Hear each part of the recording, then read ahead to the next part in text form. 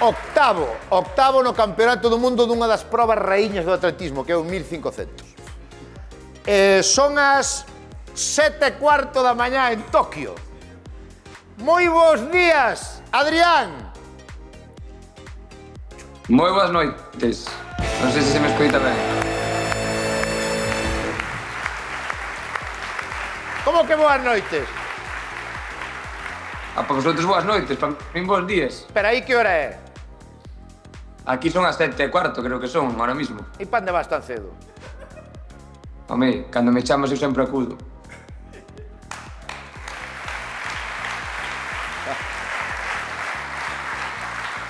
Bueno, antes de nada, estou aquí con outro fenómeno, con Lucas Yáñez, campeón de Europa de patinaxe, outro fenómeno. Oye, antes de nada, parabéns, tío. O que fixeche é moi complicado, cambiache de proba hai moi pouco, o 1500 é unha das probas estrela do atletismo, e ser o oitavo nun campeonato do mundo, ostra, tes que estar ben orgulloso, ben contento. Conocéndote, igual non estás contento de todo, porque tú sempre queres máis, pero agora que pasaron xa unhas horas, eu creo que xa fixeche a reflexión boa, non? Non? Sí, a ver, era moi complicado e cando un corre unha final sempre quere levar as medallas. Gustaríame tamén, antes de nada, felicitar a Lucas por ese campeonato de Europa, de campeón de Europa a campeón de Europa. É algo super complicado, pois, dominar continentalmente unha proba, se sexa atletismo, patinaxe ou calquer deporte. Entonces, desde aquí toda a miña admiración. E, bueno, canto a 1500, xa como ti ben dís, é unha das probas reinas. Eu penso que xunto costa en metros e hai un nivel altísimo, entonces poder conseguir un octavo posto, que é finalista no noso caso, no primer ano, indiscutible. Creo que dixeron os...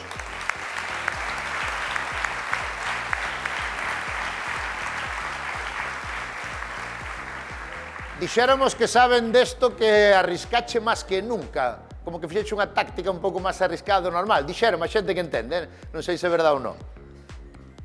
Bueno, a ver, arriscada. Simplemente intentei, pois, gastar un pouquiño máis de forzas a cambio de estar ben colocado para os últimos metros, pero cando remataban, pois, 220 fan un cambio moi forte, eu intento facelo tamén con eles e cando quedan 80 metros as pernas xa non dan moito máis de sí, intento loitar o que podo, pero bueno, simplemente sería pois que houvese sido sexto en vez de octavo, pero esta vez quería loitar polas medallas, todo, bueno, todo o que se pudera.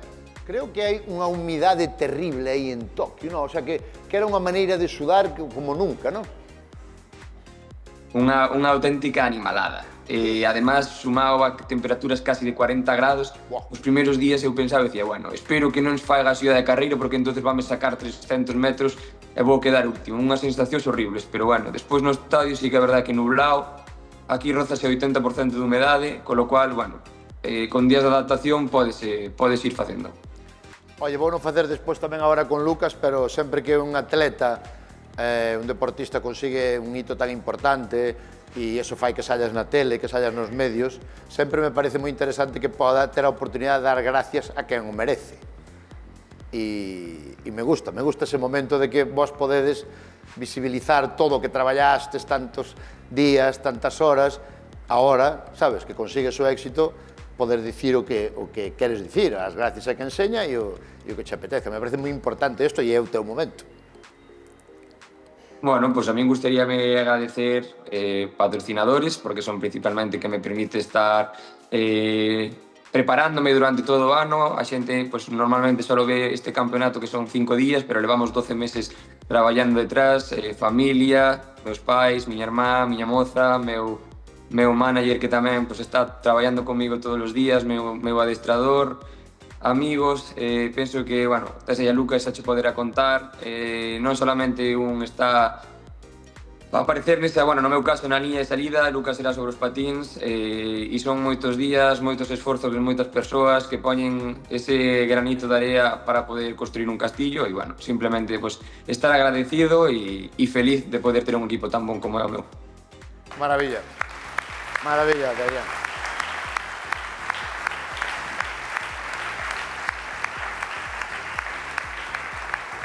Pois moitas gracias por querer trasladar eso a todo Galicia, a todo o país. madrugando ás 7 da mañá en Tokio. Ahora, Bueno, gracias a déitate. vos sempre por contar conmigo, é un aperto moi grande. Quero dicir, déitate agora se queres, durme. Aquí, Pa onde vas? onde vou ir para a cama? Gracias. Oye, tú igual, Lucas, eu creo, supoño que hai que dar gracias a... Sí, lo mismo, No. lo mismo. Familia, patrocinadores, sobre todo, que ahora, gracias a Dios, pues hace 2 añitos me patrocina una empresa de oleiros que se llama Rúsula, los patines, eso es. Muchas gracias a Rúsula, muchas gracias también a Roline, Idea, gente que me proporciona material deportivo y, como no, pues a entrenadora, preparador físico, hermana, bueno, familia en general, pareja y sobre todo los amigos que están en las buenas y las malas. Ahí está, sí, sí.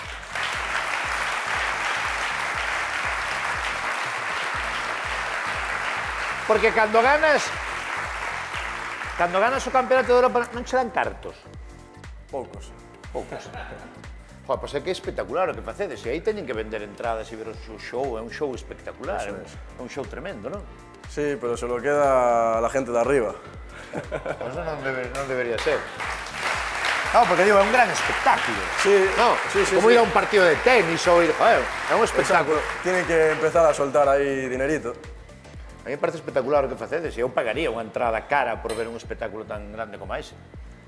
Así que, eso, está dado gracias á xente. Eso es. Eres un fenómeno, foi un orgullo terte aquí. Muchas gracias. Invitado no programa 400, campeón de Europa de patinaje, Lucas Yáñez. Aplauso grande para él. Gracias. Un aplauso para